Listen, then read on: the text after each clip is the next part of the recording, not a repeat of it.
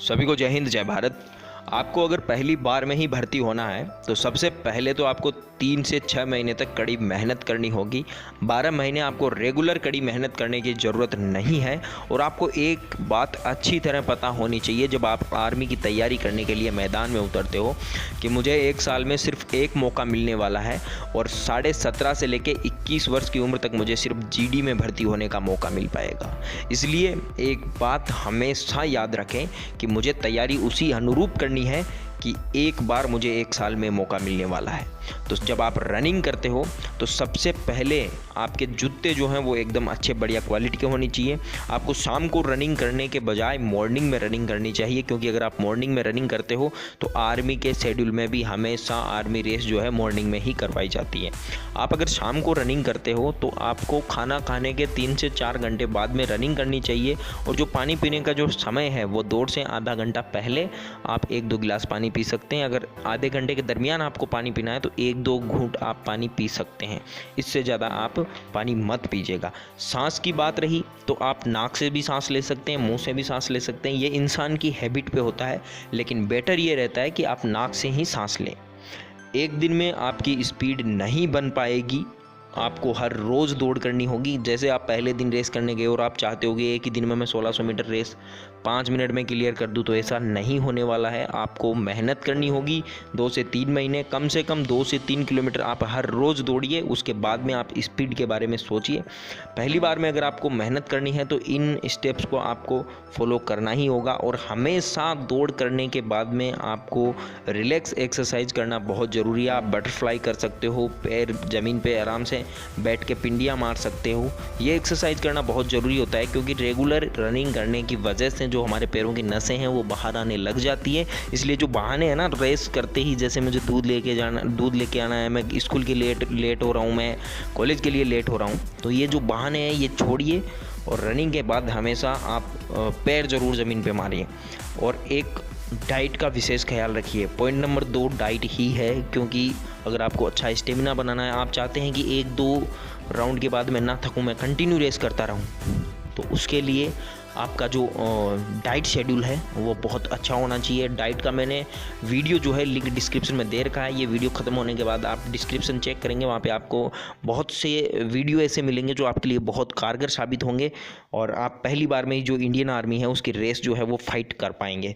एक मेन बात रही कि लोग मुझे बोलते हैं कि सर आप ट्रेनिंग के शेड्यूल में आप गालियाँ क्यों देते हो। गालियाँ देने का कोई शौक़ नहीं है ना, मैं दिन भर गालियाँ देता हूँ। ये जब ट्रेनिंग का जो टाइम रहता है उसमें अगर कोई गलती करता है तो गलती पे गाली पड़ती ही है। और इसका मेन सबसे बड़ा रीज़न जो आप पूछते हो बार बार, सर आपके बच्चे इतने ज़्यादा रेस में कैसे आ जाते हैं, क्या खिलाते हो क्या पिलाते हो, इतना टाइम कम क्यों होता है, इतने बच्चे रेस कैसे आर्मी की फ़ाइट कर लेते हैं। तो उसका सबसे बड़ा जो रीज़न है वो ये है कि बच्चा जब आर्मी के मैदान में जब जाता है तो वहाँ पर आर्मी का जवान कंट्रोल करने के लिए जो गालियाँ देते हैं वो गालियाँ कुछ बच्चे सुनकर मन में सहम जाते हैं, डर जाते हैं।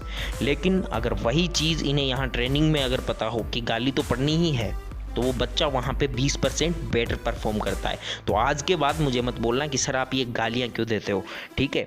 अब आगे की बात रही खाना खाने की, वो हो चुकी है। जब आप ग्राउंड पे पहुँचते हो तो कोशिश करो कि जहाँ पे भर्ती स्थल है वहाँ पे एट ए टाइम पहुँचने के बजाय आप पहले वहाँ पे पहुँचो, वहाँ के ग्राउंड को अच्छे से बाहर से आपको दिखाई पड़ता है तो देखो, और लाइन में सबसे आगे बैठने की कोशिश करो जब रेस स्टार्ट होती है।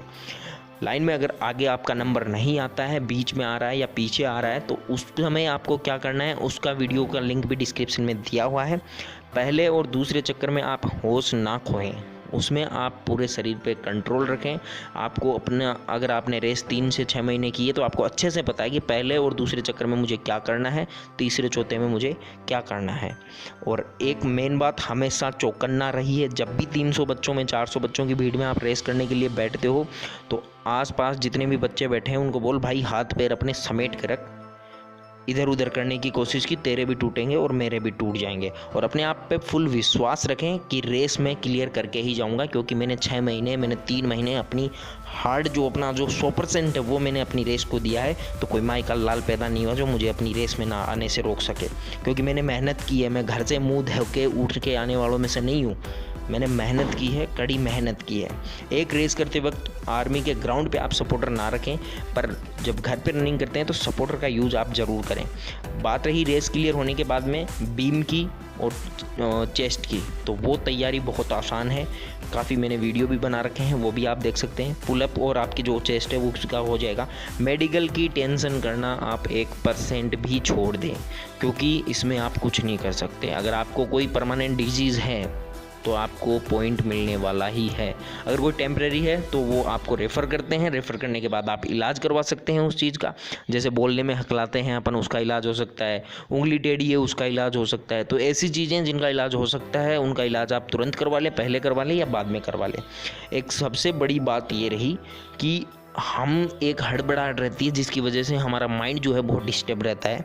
तो आप एक जो काम, ये जो सबसे इम्पोर्टेंट मैं बताने वाला हूँ, वो सबसे पहले करें। जिस दिन भर्ती का नोटिफिकेशन आता है कि कल से आपके फॉर्म स्टार्ट होंगे, आप उसी दिन यानी कि भर्ती से 30 या 45 दिन पहले ही अपने जो डॉक्यूमेंट्स हैं वो तैयार कर लें, जिनमें आपका जाति प्रमाण पत्र हो गया, आपका मूल निवास हो गया, चरित्र प्रमाण पत्र हो गया, पुलिस वेरिफिकेशन वाला जो आप बनवा के लाते हो पुलिस कैरेक्टर सर्टिफिकेट, उसकी आपको ज़रूरत नहीं है। आप अपने जो स्थानीय जो सरपंच है या फिर नगर पालिका में पार्षद है, उनसे जो चरित्र प्रमाण पत्र मिलता है स्कूल से, वो आप बनवा लें। मूल निवास, जाति प्रमाण पत्र, 10th 12th की मार्कशीट, आधार कार्ड, ये आपके पास होने चाहिए। इसके अलावा आपका जो अनमेरिड सर्टिफिकेट है वो, और 17.5 साल की उम्र के हैं तो आपके फादर की जो परमिशन है वो, दोनों कानों की आप सफाई करवाइए। ये चीज़ें जो है वो आप भर्ती के 30 दिन पहले ही करवा लें, क्योंकि कान भी अक्सर सफाई करवाते वक्त कुछ घाव रह जाते हैं।